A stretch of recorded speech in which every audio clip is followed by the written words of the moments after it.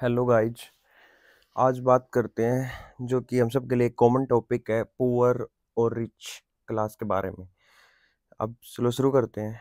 Poor का क्या होता है, वो अपनी लाइबिलिटी बढ़ाते हैं, जैसे कि गाड़ी ले ली किस्तों पे, घर रेंट पे चल रहा है, या फिर कुछ और लाइबिलिटीज बढ़ा ली, कुछ भी। पर रिच लोग ऐसा नहीं करते, वो क्या करते हैं, वो एसेट्स बनाते हैं।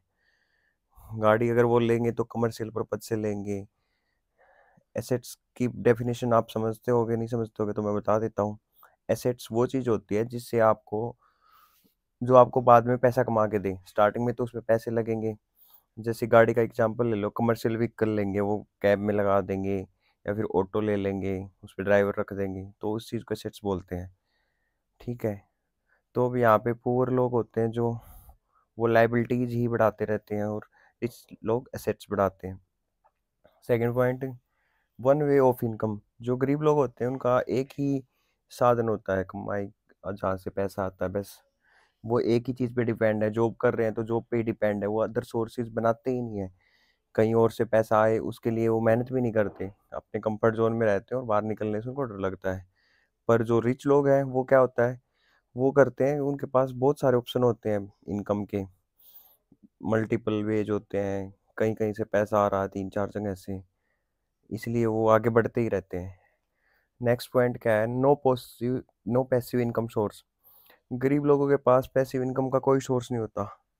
पैसिव इनकम का मतलब होता है कि जैसे आपने कोई घर ले लिया और उसको रेंट पे दे दिया, तो वहां से इनकम आ रही है। ठीक है। रिच लोगों के पास पैसिव इनकम के सोर्सेज होते हैं बहुत ज़्यादा, वहां से भी उनको पैसा आता है। और ये आगे है अनकंट्रोल एक्सपेंडिचर। जो हम गरीब लोग होते हैं वो क्या करते हैं कि हमारा कोई कंट्रोल नहीं है खर्चे पे। आईफोन आया, लेटेस्ट वाला मॉडल लेना है भाई मेरे को, तो ले लिया, ईएमआई बनवा दी। फिर क्या करना है, फिर टीवी लेना है, टीवी ले लिया बड़ा। ऐसे करते करते बहुत सारी ईएमआई का खर्चा बढ़ जाता है, उसको पता ही नहीं लगता कि उसकी सैलरी कहाँ जाती है।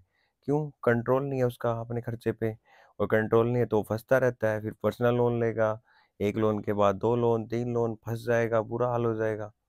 फिर क्या है, पैसे आते हैं, सैलरी आती है, और उधर से ही साइड के साइड निकल जाती है, और वो रहता है स्ट्रेस में। क्यों? क्योंकि उसने क्या किया, लाइबिलिटी बनाई, इनकम के सोर्स नहीं बढ़ाए, नो पैसिव इनकम का कोई सोर्स नहीं बनाया, बस खर्चे किए, खर्चे किए। और यहाँ पे रिच लोग, अमीर आदमी जो होते हैं, वो क्या करते हैं, वो अपने खर्चे पे भी कंट्रोल करते हैं, पैसिव इनकम से ही अपना खर्चा निकालते हैं। जो बहुत ही ज़रूरी चीज़ होती है वही वो खर्चा करते हैं। उनकी गाड़ी भी बहुत पुरानी हो जाएगी, नहीं चेंज करते इतनी जल्दी।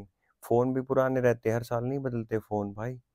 वो कंट्रोल करते हैं, तभी वो आगे बढ़ते हैं, बिजनेस में माइंड में लगते हैं।